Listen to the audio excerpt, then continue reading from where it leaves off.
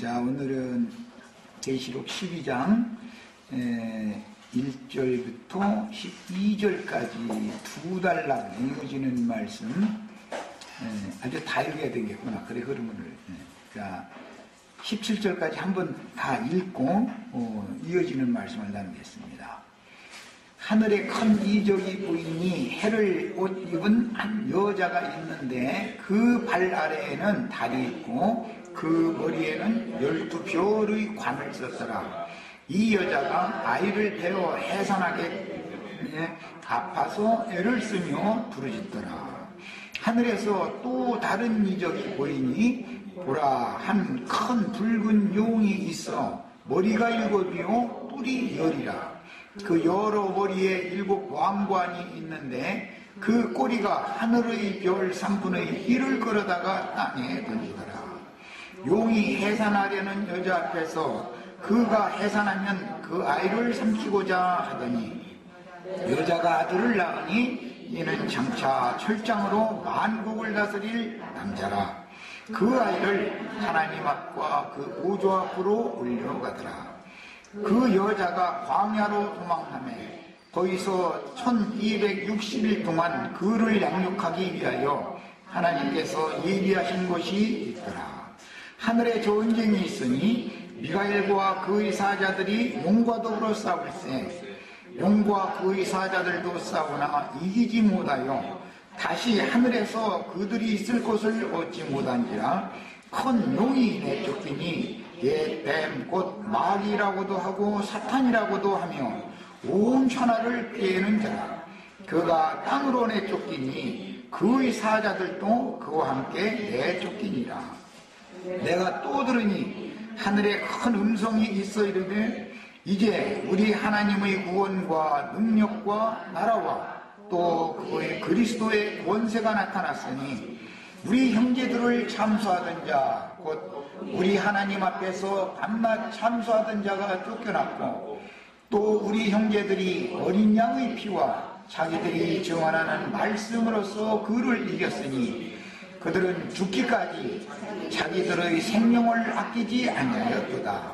그러므로 하늘과 그 가운데 거하는 자들은 즐거워하라.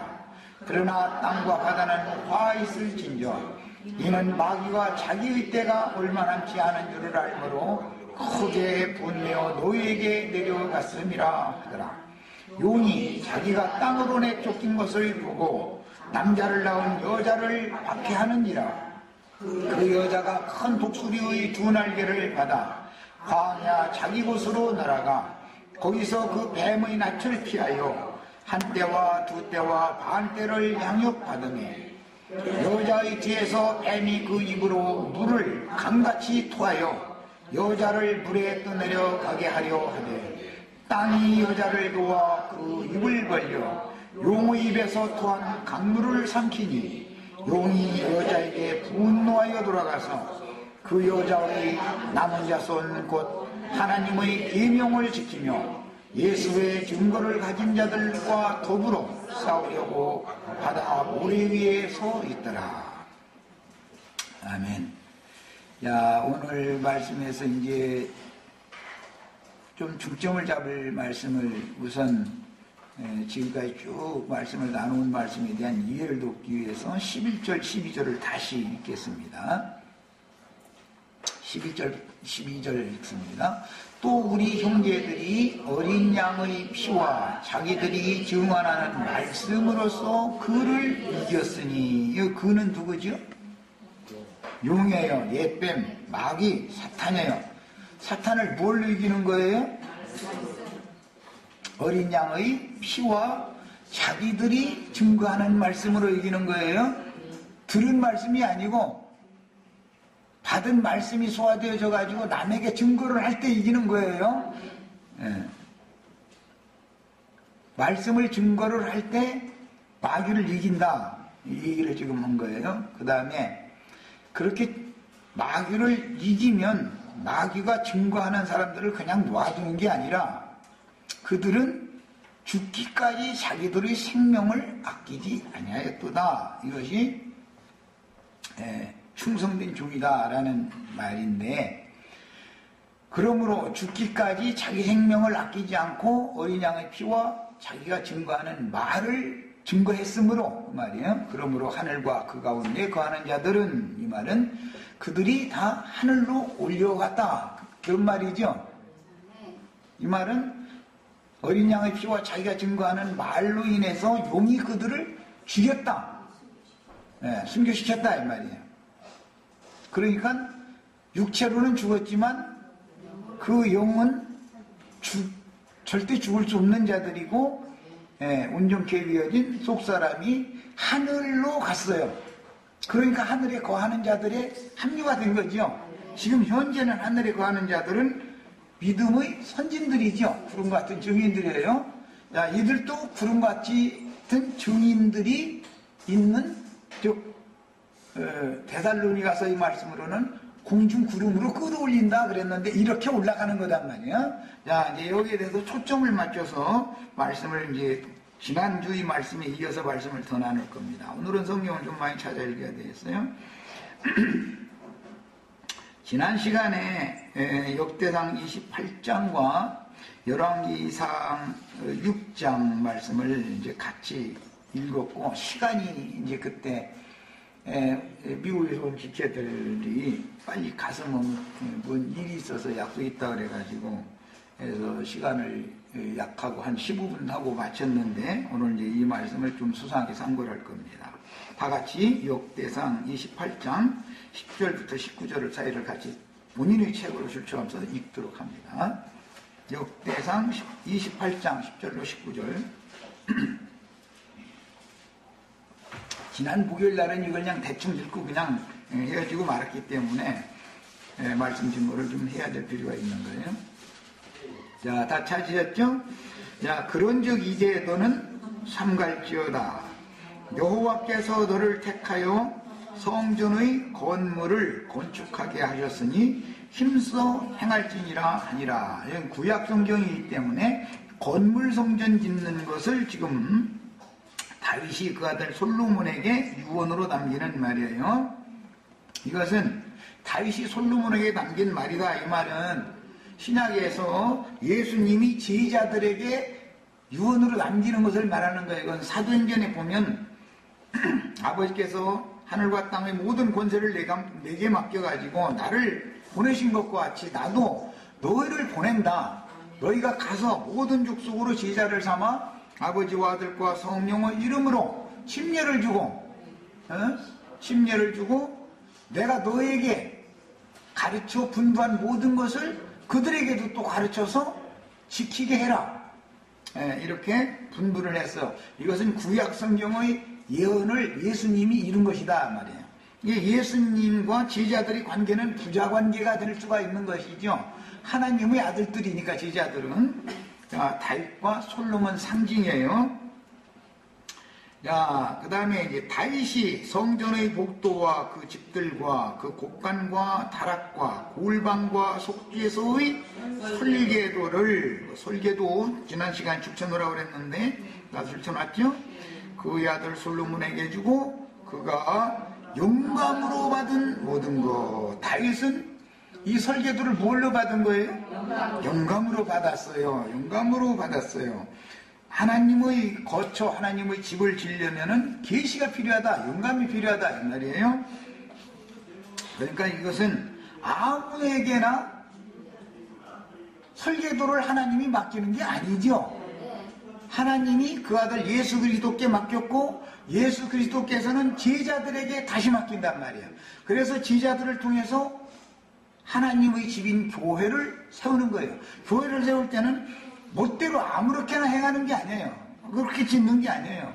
반드시 규정된 어떤 규격이 있고 설계도의 공연에 따라서 맞춰서 지어야 되는 것이다. 이것을 꼭 깨달아야 되겠어요. 자, 저 마지막 부분 읽겠습니다. 다윗이 이르되 여호와의 손이 내게 임하여 이 모든 일의 설계를 그려 나에게 알려주셨느니라. 여호와의 손이 다윗에게 임하여 이 모든 일의, 즉 하나님의 성전을 건축하는 설계도, 그 다음에 중수, 어떤 제목은 몇 개를 준비를 해야 되고 무게는 몇 세겔, 몇 달란트로 해야 되고 이런 것이 딱딱 정해져 있다 이거예요. 네. 그러니까 이런 정한 대로, 중수대로, 식양대로 하나님의 교회는 세우는 것이지, 사람들이 무슨 신학 공부를 해서 안수를 받아가지고 왔으니까 교회 개척을 한다 해가지고 예배당 하나 차려가지고 길거리에다 좌판 벌려서 뭐하고 이런 것이 아니다 절대로. 이건 정확한 어떤 계시를 본 사람을 보내서 그 사람을 통해서 전도를 하게 해서 그 사람과 함께 동역하는 자들을 통해서 건축을 하는 일인 것이다. 이것을 오늘 말씀을 드리려고 그래요. 선지자들과 사도들에게 계시된 믿음의 터라고 하는 것은, 이것은 모두 교회에 관한 말씀이고 그리스도와 교회에 관한 말씀인데, 교회를 건축하는 이상은 사도들이 본 이상이다. 바울 사도가 본인의 경험을 말할 때 고린도 후서에서 내가 14년 전에 하나님에 의하여 셋째 하늘의 낙원으로 이끌려가서 사람으로는 가히 이룰 수 없는, 사람의 말로 이룰 수 없는 많은 것들을 보고 들었다. 그렇게 말을 했어요. 이 사람이 건축을 해야 되는 것이다. 이 사람이 뭘 아는 사람이 해야 되는 것이다. 신학교에 가서 하는 것이 아니고 여호와의 손이 내게 임하여 이 모든 일의 설계를 그려서 나에게 알려주셨다. 이 말은 영감을 통해서 계시해 주셨다 이 말이에요. 여호와가 무슨 인간처럼 무슨 손이 있어가지고 손으로 막 이렇게 뭘 그림을 그려주고 이런 말이 아니잖아요. 영감으로 계시해 주셨다 이래요.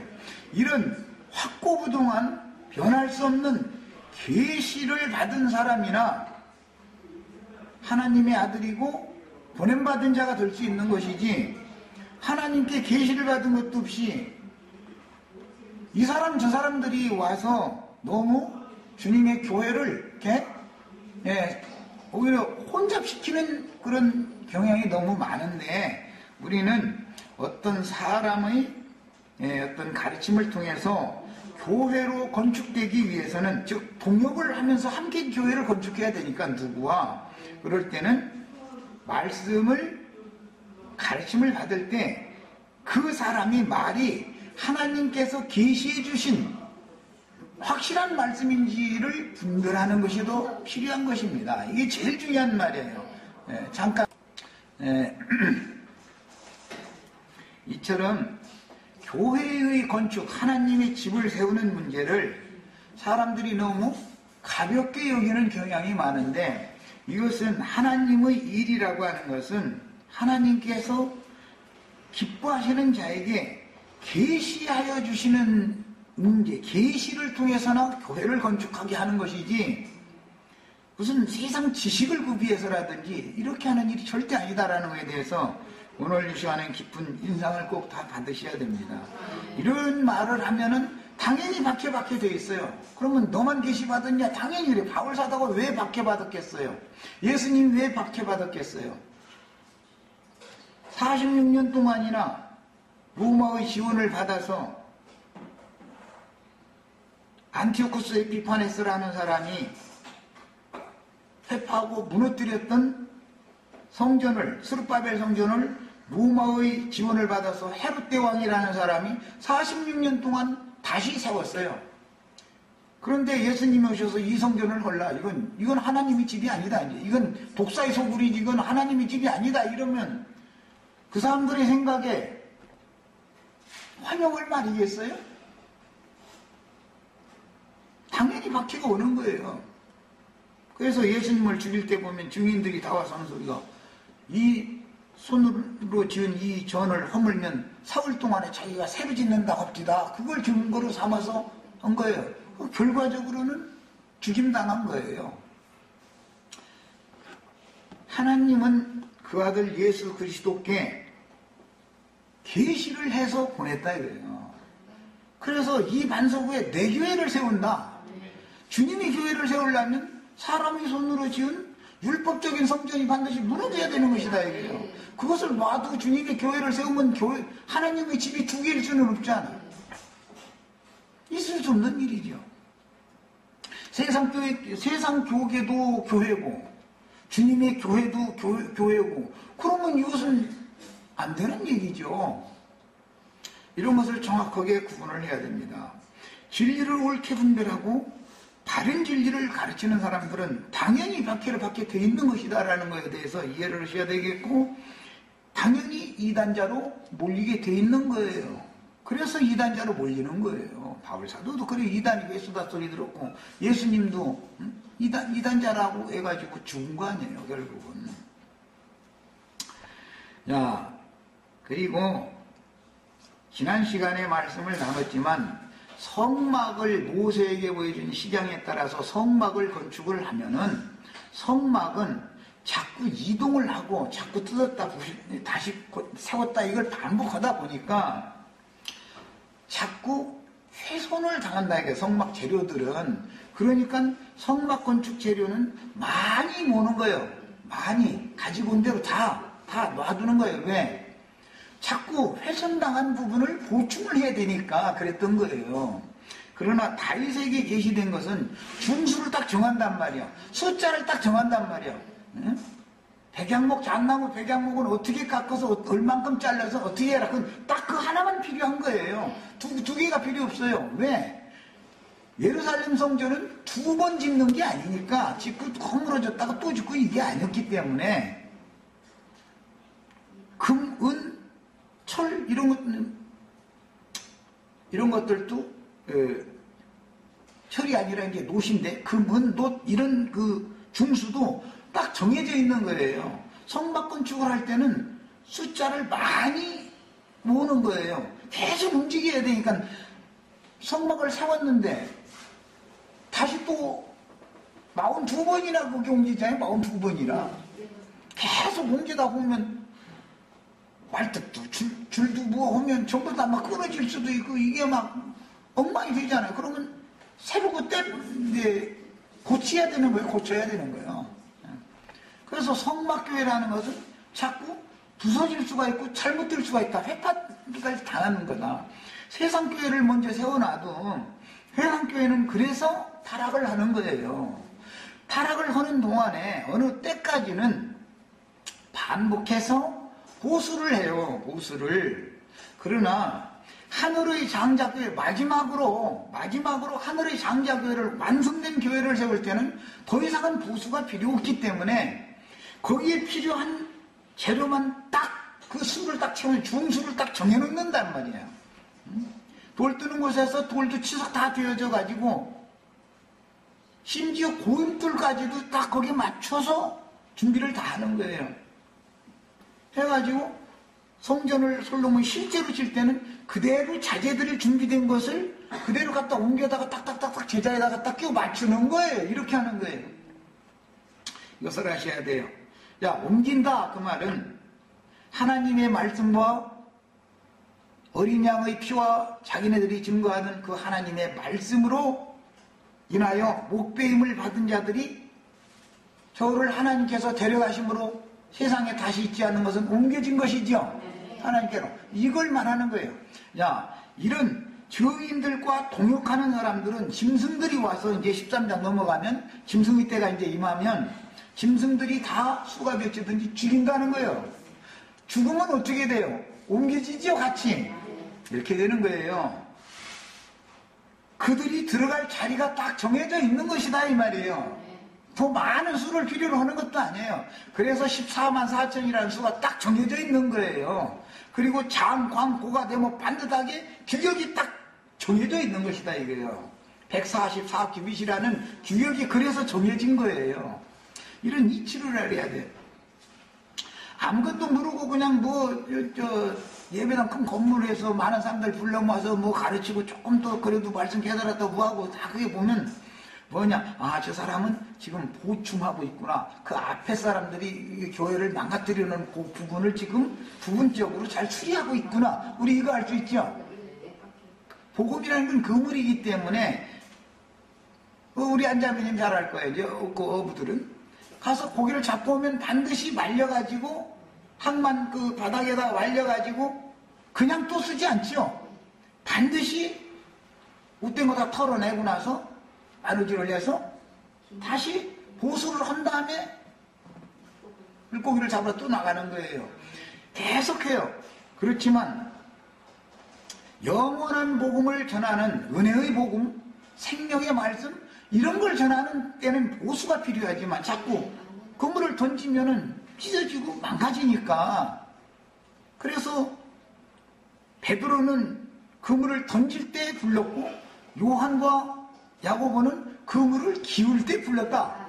그게 얼마나 중요한 말인지를 알아야 돼요. 그 베드로가 맨 먼저 말씀 전파를 시작하는 거예요. 말씀이 계속 전파가 돼요. 교회가 세워져요. 온 세상에. 자꾸 말씀 전파가 시간이 지날수록 사람의 군더더기 아닌 것, 하나님의 말씀, 뭐 순수함이 아닌 것이 자꾸 들은다 이거예요. 그러면 그물이 자꾸 찢어지는 거예요. 훼손당하는. 그럼 그물을 자꾸 기워야 되는 거예요. 그러나 영원한 복음을 전하는 때가 딱 차면, 그 때가 되면 그때는 금은 기울을 기운 그물을 사용하는 것이 아니다. 그것은 더 이상은 쓸 수가 없기 때문에 완전히 버려버려야 되는 거예요. 그거는 쓰다 더 이상 꿰매도 아무리 꿰매도 이건 안 되겠다 싶어서 낡아가지고 무쇠 행했으면 어떻게 해요? 새 그물 장만해야죠. 그래서 새 성전을 건축한다라고 말이 그래서 나온 거예요. 새 것. 바벨론에서 포로 잡혀 있던 70년 동안은 계속 보수자들이 있어요. 바벨론에 사로잡혀 갔을지라도 바벨론에도 하나님의 종 선지자들이 함께 가는 거예요. 예레미야나 다니엘이나 에스겔이나 이런 사람들은 바벨론에 함께 있던 선지자들이죠. 그들을 통해서 부분적으로 지금 잘못된 것들을 부분적으로 자꾸 보충하는 말씀을 주는 거예요. 그러나 바벨론에서 돌아온 무리를 통해서 새 성전을 건축할 때 그때는 바벨론에 같이 사로잡혀 있던 그 선지자들이 사역을 하는 게 아니에요. 사람들이 생각할 때는 학계나 스가랴나 말라기나 이런 선지자들은 그래도 이사야나 예레미야나 에스겔이나 다니엘이나 이런 사람들이 대단한 사람들이지 뭐 학계, 스가랴 뭐 이런 사람들이 뭐 알면 뭘 알겠어. 그러나 그렇지 않아요. 그렇지 않아요. 돌아온 무리를 통해서 새 성전을 짓는 사람들이 더 완전한 사람들이다 이거예요. 그 사람들은 앞의 선지자들이 말을 무시하는 게 아니에요. 앞의 선지자들이 모든 말씀을 다 영으로 받아들인 사람들이기 때문에 훨씬 더 폭이 넓고 깊이가 있는 사람들이다 이거예요. 그래서 그들은 아주 간략하고 짧게 말을 했지만 그들을 통해서 주님이 오시는 길이 예비되는 것이다 이 말이에요. 예레미야를 통해서 이사야를 통해서 예비된 게 아니에요. 말라기를 통해서 예비됐다는 걸 아셔야 돼요. 이게 얼마나 중요한 말이겠어요. 말라기에서 3장밖에 안 돼요.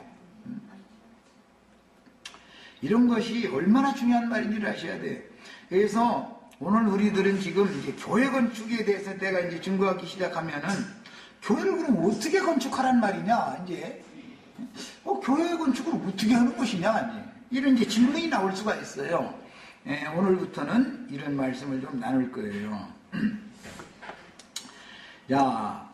그러므로 선지자들과 사도들에게 계시된 믿음의 터 위에 세우는 장자들의 교회 건축은 사역자가 영감으로 받은 설계도에 따라서 미리 준비한 건축 자재들을 옮겨서 맞춰야 되기 때문에 그 미리 준비한 건축 자재들을 마무리 준비하는 사람은 낡아서 깁는 그물을 깁는 사역을 하는 게 아니라 낡은 그물을 집어 던져버리고 새 그물을 지금 준비를 하는 거예요. 새 그물을. 이것이 새 시대에도 영원히 증거되어져야 되는 영원한 복음이다 그래요. 이 복음은 이것은 교회 시대 7교회에 전해진 말씀이 아니죠. 7교회에 전해진 말씀은 성령이 교회들에게 하시는 말씀을 들어라 이렇게 되어 있는 것이고 증인들에게 주신 것은 한 발은 바다를 밟고 한 발은 땅을 밟고 하늘에서 내려온 힘생 천사가 주신 그 말씀인 것이지 성령이 7교회들에게 주시는 말씀이 아니다 이거예요. 전혀 다른 얘기죠. 그래서 땅과 바다를 실제로 정복하려면 어떻게 하면 되냐. 11장 때 내가 계속해서 강조해서 말씀드렸지만 보냄받은 두 증인들이라는 사람들이 그들은 하나님의 말씀의 능력, 복음의 능력이 그들이 발밑에 있다 이거예요. 발이라는 것은 복음을 전하는 사람의 발로 밟는 땅 영역을 말하는 거예요. 그런데 힘센 천사의 발과 똑같이 두 증인들의 발이 한 발은 바다를 밟고 한 발은 땅을 밟은 그 능력과 권위의 말씀이 그들에게 주어졌기 때문에 그들이 죽었지만 일어날 때는 발로 일어섰다 이렇게 돼 있어요. 왜 뭉뚱아리로 일어섰다라든지 뭐 머리가 일어났다라든지 그렇게 하면 안 되겠어요? 왜 발로 일어섰다라고 해야 되겠어요? 무엇로 부활한 거예요? 힘센 천사의 그 영과 능력으로 부활됐다 이거예요. 그러니까 엘리야의 영과 능력이 요한이라는 사람에게 유전됐었던 것처럼 힘센 천사의 영과 능력이 두 증인들에게 주어졌다 이거예요. 그런데 그 힘센 천사는 전에는 원수들에게 죽임을 당했지만 그렇다고 그분이 죽는 분이 아니라 부활이요 생명이신 하나님의 죽은 자도 살리는 능력과 권위가 있는 분이다 이 말이야. 그 말씀이래야 영원한 복음이라는 건 뭐예요? 이 육의 장막을 벗고 온전케 된 속사람이나 영세에 들어간다라고 하는 걸, 그러니까 자꾸 육신이 실제로 죽어야 된다는 걸 강조를 안 할 수가 없게 되는 거예요. 영원한 복음이라는 건. 이 생에서 뭐 좋은 사람이 되고 온전한 사람이 되고 거룩한 사람이 되고 이런 걸 자꾸 가르치는 게 아니에요. 그것은 교회가 믿는 성도들이 자꾸 세속화되어지고 그 마음에 더러운 것들이 들어오고 이러니까 자꾸 또 씻어줘야 되고 또 씻어줘야 되고 하니까 교회가 무너지면 그것을 보충을 할 때나 하는 말들인 것이지 그런 말씀들은 치는 말이 없어요. 전부 은혜롭게 해야 되잖아요. 사람들 많이 불러 모아서 그냥 듣고 귀를 긁어주고 자꾸 이렇게 해야죠. 그러나 영원한 복음의 말씀이라는 것은 들을 자는 듣고 왜? 두 증인들이 그 말씀을 사역을 할 때 어떻게 해요? 성전의 제단과 성소를 청량하고 그 안에서 경배하는 자들을 청량하고 성전 바깥마당에 모이는 자들은 딱 버려둬 버린다 이거예요. 그게 무슨 뜻이에요? 수가 딱 정해져 있다 이거예요. 성전 안에 들어갈 자들과 성전 밖에 마당만 밟고 왔다 갔다 하는 자들을 딱 갈라버린다 이 말이에요. 아무리 손발해도 듣지 않아. 그러면 딱 버려버리는 거예요. 그건 필요가 없는 거예요. 무슨 소리인지 아시겠어요? 이만큼 마지막 영원한 복음을 증거하는 사명자의 그 사명이라는 것은 이만큼 두려운 일을 해야 되는 것이고 힘든 일을 해야 되는 거예요. 그러면 성전 바깥마당에 있는 자들을 버리는 거야. 그 뭐 가라지 무리들과 섞여서 날마다 종교생활 하는 사람들이니까 그 뭐 버리나 마나 그거 어차피 안 들을 사람들이니까 증인들의 말을 듣지도 않지요. 완전히 영이 세상의 영인데 문제는 성소 안으로 들어가지 않고 왜 못 들어가요? 하늘에 있는 하나님의 장막 성전이 열려야 되는데 계시가 열리지가 않는다 이거예요. 그럼 못 들어가는 거예요. 문이 안 열렸는데 어디로 들어갈 거예요? 장막 성전이 열려야 그 장막 성전의 중심인 언약궤를 또 보여준다 이 말이에요. 언약궤 속에 있는 그리스도를 먹고 마셔야만 하늘에 거하는 자가 될 수가 있는 것이다 말이에요. 그런데 마당에서 번제단 제사만 하는 사람들은 성소 안으로 들어간 적이 없으니 어떻게 성소 안으로 안 들어온 사람들이야 말할 것도 없지만 성전 안에까지 들어왔을지라도 마당 제사, 번제단 제사만 반복하는 사람들은 이 사람들은 지성소의 속죄소에 계신 하나님의 영광 앞으로 갈 방법이 있냐 이 말이에요. 마당에 하나님 마당에 계신 게 아닌데 번제단에 계신 게 아니잖아. 지성소의 속죄소의 영광의 그릇들 사이에서 말씀이신 하나님인 것인데 그러면 번제단 제사를 한다는 건 뭐예요? 다 얼마나 십자가에 죽는 거예요. 그냥 번제단에 난 죽는 걸 말하는 거예요. 그냥 오늘도 죽고 이제 내일 하루 자면 내일 또 죽어 이제. 아니 죽으려고 예수 믿어 이 사람들은. 그럼 왜 그래? 얼마나 안 죽어지면 그러겠어. 솔직히 말해서 얼마나 안 믿어지면 오늘 또 죽은 줄로, 내일도 또 죽은 줄로 그냥 죽느라고 일생 보내는 거예요. 그 말은 뭐예요? 십자가에 매달려 있어도 숨통이 아직 끝나지 않았다 이 말이잖아. 그 사람들은 늘 왼편 강도처럼 내려가고 싶어 한다 이거. 십자가 있는데 아파 죽었으면 하나님 나 좀 빨리 내려보내주세요. 막 내려가면은 내가 다시는 이제 배반 안 할게요. 그런데 내려가면 내려간다는 자체가 배반하는 거예요. 그 자리에서 그냥 딱 끝나버려야 되는 것이지. 그리고 시체는 치워버려야 돼. 세상에 다시 안 보이는 사람이 되려면 무덤에다 갖다 장사시키면은 우리 장모님 먹고 돌아가신 거 한번 보고 싶었든지 안 보여. 갖다 묻어버렸으니 뭐. 그래서 세상에서 다시 보이지 않으려면 죽고 장사돼야 되는 거예요. 그래 새 사람은 거기에서 무덤에서나 부활하는 거다. 난 계속 이걸 강조해. 사람이 십자가의 도만 그게 틀렸다는 게 아니고 옳고 그르의 문제가 아니고 이것은 초보의 도에 너무 붙들리지 말아라 이 말이에요. 십자가라는 건 죽으라고 죽이려고 끝내려고 옛사람을 끝내려고 매달아 놓은 건데 거기서 끝난 사람이 무슨 놈 그렇게 말이 많으냐. 끝났으면 눈물이 흐나고 막 감정적으로 막 그냥 이러고 이것은 아직 지금 옛사람이 천연적인 사람이 끝나지 않았다는 걸 보여주는 거다. 일단 무덤에 딱 들어가 보면은 거기가 참 안식이 있고 십자가의 고통 모든 것을 거기서는 다 잊어버리는 거예요. 안식처에 들어갔다. 그 다음에 일어난 사람이나 승천 하늘에 앉혀진 자 하늘에 거하는 자라는 말이 인제서 이해가 된다 말이에요. 그냥 하늘에 거하는 자들은 복이 있다는 거예요. 땅과 바다에 화가 있다는 거예요. 왜? 힘센 천사와 두 증인들이 땅과 바다를 밟는 얘기를 자꾸 얘기를 해주는 거예요 지금. 계시록에는 10장에는 힘센 천사가 땅과 바다와 땅을 밟은 얘기하고 11장에는 증인들이 발로 일어선 얘기가 나왔어요. 12장에는 해를 입은 여자가 달을 발로 밟은 얘기를 했어요. 야, 증인들과 동역해서 세운 교회가 타락한 세속교회를 발밑에 둘 때 드디어 모든 만물이 그리스도의 머리 되심 아래 복종되는 것이다 이게요. 드디어 하나님의 뜻은 그리스도의 머리 되심 아래 모든 만유가 통일되게 하는 거예요. 그리스도의 발 앞에 복종시키는 거예요. 그래야 그분이 나라가 이루어지기 때문에 그러는 거예요. 그래서 너는 내 아들이라 오늘날 내가 너를 낳았도다. 너는 네 원수로 네 발등상이 되게 할 때까지 내 우편에 앉았으라 하셨도다. 그건 무슨 뜻이에요? 아직 승천에 계시는 이 목적은 뭐예요? 원수들을 발등상 삼을 때까지를 기다리는 거예요 지금.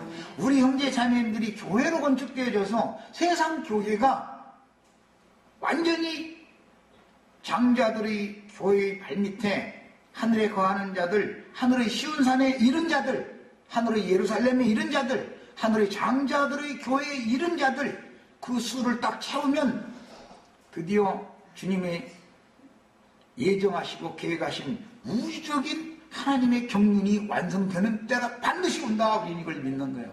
나는 이 때가 반드시 온다라고 나는 가르치고, 이제 어떤 사람들은 무천년설이다 뭐 이러면서 뭐 이런저런 소리 썼지만 나는 뭐 그건 이제 웃고 넘어갈 얘기니까 다 소용없는 소리니까 뭐 이것은 다 무슨 싸움인가를 알아야 돼요.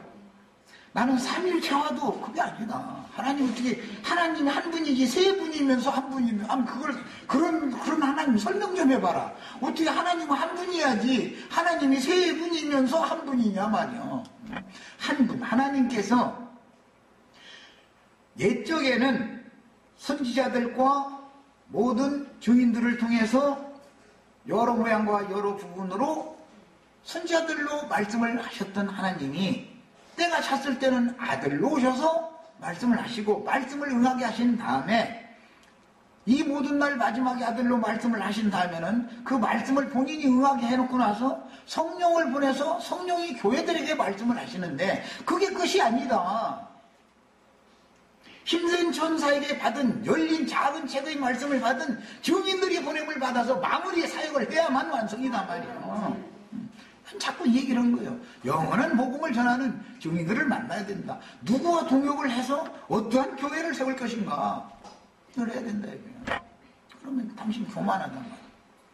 교만하고 뭐 안 교만하고는 그러면 누가 정말로 교만하고 누가 겸손하냐를 보면 주님께서 보여주시고 증거하라고 하신 말씀을 목숨을 내놓고 전하는 사람이 겸손한 사람인 것이지, 그런 증인들이 말씀을 들어도 자기 아는 어줍지 않은 부분적인 어떤 지식 가지고서 대적하고 말씀을 받아들이지 않으려고 하는 사람이 외모로 겸손한 척 한다 해서 그게 겸손한 게 아니다 말이에요. 그게 또 겸손이 아닌 거다.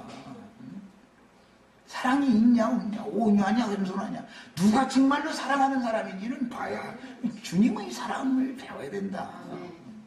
누가 정말로 온유한 사람인지를 알아라 말이에요. 그렇게 대적하고 그렇게 거스르고 그래도 오래 참고 한 얘기 또 하고 한 얘기 또 하고 혹시라도 알아들을까 싶어서, 이런 사람이 온유한 사람이지 끝내 안 들으면 처벌해야지. 그거 어떻게 할 거예요? 끝내 안 듣고 겉으로는 겸손한 척하지만 속으로는 완악해져가지고 증인들이 증거하는 말을 우습게 알고 농담으로 알아들어버리고, 이런 식으로 하는 사람이 그게 온유한 사람이 절대 아닌 거다. 하나님이 말씀을 오해하면 안 된다 말이에요. 성경이 겸손, 온유, 사랑, 자비 모든 말씀을 하셨대. 이것은 신의 속성을 말하는 것이지 인간 속성을 말하는 게 아니다 이거예요. 인간의 속성을 말할 것 같으면 놀라고 성경을 통해서 구원 얻는 지식을 얻으려고 지혜를 얻으려고 성경을 통해서 말씀을 가르침 받냐 말이에요. 인간의 속성을 연마하는 것이 사랑이나 겸손이나 온유가 절대 아니다. 그게 아니다. 그것은 끝나야 되는 것이다. 제일 끝나기 어려운 게 뭐예요? 인간이 볼 때 나름대로 선하고 옳고 좋은 것이 끝내기가 어려운 것이지, 나는 이런 약점이 있고 이런 나쁜 점이 있네 하면 그것은 끝내기가 쉬운 거예요. 그것을 막 스스로라도 막 그걸 안 하려고, 그걸 버리려고 하나님의 말씀에 동역을 하기가 쉬워요. 그러나 자기가 타고난 천성적인 사랑하는 어떤 또는 인내심, 뭐 온유함, 뭐 무언가 좀 좋은 것을 타고났다 싶으면 그것은 절대 안 된다고 그래. 그걸 처녀성이다. 난 자꾸 이제 비유를 할 때 처녀성인데 멈추리지 말으란 말이에요. 과감하게 딱 내놓고. 그럴 때 영접이 되어지는 것이다. 주님이 오셔서 처녀성을 완전하게 딱 뚫어서 제거시켜 놓지 않으면 하늘문이 절대 열리지 않기 때문에 생명의 잉태나 해산이나 이건 절대 없는 거다 말이에요. 여자가 뭐 여기 이제 낳은 얘기를 했어요. 아들 낳은 얘기. 이거 이사야 66장에서 인용하는 말이에요. 잉태케 하는 하나님은 해산케 하신다. 그 여자가 불효하기 전에 나는 순산하게 해주는 하나님이다. 이 해를 입은 여자가 그렇게 된 거예요. 우리 형제 자매님들이 하늘의 장작교회를 통해서 해를 입은 여자를 통해서 낳은받은 아들들이 다 되는 걸 추구하는 거예요. 이걸 난 계속 강조하고 있어요. 이 사람들이 용의 군대를 이기는 자들이다. 이게 최종적으로 이기는 자들이다. 이것을 꼭 나와 같은 생명을 받았고 나와 같은 이상을 추구를 해야 함께 건축하는 거예요. 어떻게 건축하느냐고 물어볼 필요가 없어요. 자, 그러므로 그 영과 신부가 초대하신 모임에서는 육신에 있는 혼의 성분은 조금도 용납되지 않기 때문에 천연적인 건 용납되지 않는 거예요. 이것은 천연적인 것이라고 그러면 무슨 막 은큼한 맘 먹고 나쁜 맘 먹고 그런 걸 말하는 것은, 그것은 말할 필요도 없어요. 그건 세상 사람들도 가만 놔둬도 그거 고치려고 얼마나 연마하고 막 윤리 도덕 선생님들이 그러면 되느냐고 매지려고 막 그거 나쁜 놈이라고 정지하고 세상 파출소에 끌려가서 조수소 가지고 가서 감옥도 보내고 별일 다 해요. 감옥이 늘어난다 해서 세상이 더 맑아져요? 정화되는 게 아니에요. 소용없는 짓이에요. 그게 구원이 아니라는 걸 보여주잖아요. 그래서 혼적 성분이라는 것은 인간이 타고난 선악을 아는 지식에 더럽혀진 사람의 영혼 상태, 인간의 본성을 말하는 것인데, 인간의 본성이라는 것이 나쁜 걸 추구하는 본성을 사람이 타고난 게 아니다라는 걸 알아야 돼요. 선악을 아는 지식이 다 있는 거예요. 그런데 인간이 그래서 선을 행했어도 하나님 볼 때는 선하다고 보지 않는다. 천연적인 사람이. 인간이 악을 벌인 것 같아도 하나님이 보실 때는 너는 의롭다고 하시지 않는다. 그걸 알아야 돼요. 생명나무이신 그리스도를 통해서 생명의 말씀을 먹여야 되고 생명의 성령을 마셔야 되는 거예요. 그 사람이 의롭다 하심을 받는 거예요.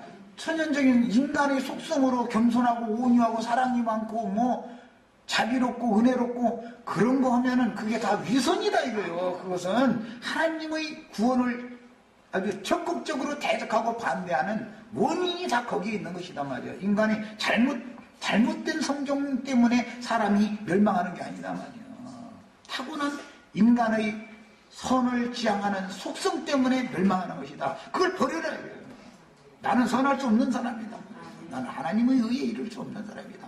나는 온유하고 싶지만 겸손하고 싶지만 나에게서는 절대 겸손이라는 게 나오지 않는다. 나와봤자 그것은 하루 이틀이고 사흘 가면은 굉장한 사람이다. 나는 계속 그 얘기를 해요. 사흘 동안 그걸 해서 자기 결심으로 온유하려고 오늘 텐데 온유해야지 했는데 3일을 갔다 그러면 이 사람은 신의 경지에 거의 도인에 이른 사람이에요. 이 사람은 그거 결심하면은 이상한 사람이 와서 차를 부딪힌다든지 뭐 해코지를 한다든지 온유를 못하게 만들어버려. 시험이 와버려. 그래서 3일을 가지를 않아요. 뭐 이제 그러면은 기독교인들이 뭐냐면 자 은혜 쏟아 먹게 만들었다. 저 사람 때문에 이렇게 말해요. 뭘 추구하기 때문에 그래? 인간의 속성을 연마시키는 걸 추구하기 때문에 속는 거예요. 그건 안 되는 거예요. 안 되는 거예요. 우리는 신의 속성으로 완전하게 새롭게 되어지는 것을 추구하는 거예요. 인간의 속성을 거기다 보탠다는 걸 말하는 게 아니에요. 속에 있는 인간의 속성을 버려버리고 그릇을 깨끗하게 청소한 다음에 그 그릇에 신의 속성을 새로 담아서 새 창조를 한다. 이걸만 하는 거다 이 말이에요. 그러니까 자꾸 내 말이 이렇게 어렵게 들리는 거예요. 그래도 말 타고난 사람이 말이에요. 뭔가 좀 이렇게 좀 해야 되지 않냐 이거예요. 사람은 그러면 쓰냐 이 말이에요. 그러면 쓰느냐고 예수 믿는 사람이 10년이 됐다는데 저러면 되느냐고 하는 사람 치고 자기는 그 사람 안 볼 때는 그보다도 100배나 더해. 그 사람의 생각이 얼마나 부패하고 더러운지 육신 몸으로는 떨려서 묻어고 생각 속으로는 하루 종일 주신에게 흘려다니면서 별짓거리 다 하고도 남어. 그러고 나서도 자기는 구원받았다 이래버려. 그게 구원이에요? 속지 말라 말이요. 속지 말라. 사람의 어떤 것을 조금이라도 신의 속성에 인간이 타고난 속성을 갖다 보태려고 하지 말아라 이거. 그것은 완전한 새 그물이 아니다. 아무리 깨달았어도 완전 새 그물이 아니다. 그걸로는 하나님의 새 집을 지을 수가 없단 말이에요. 쉬어야 돼서 여기까지 하겠습니다.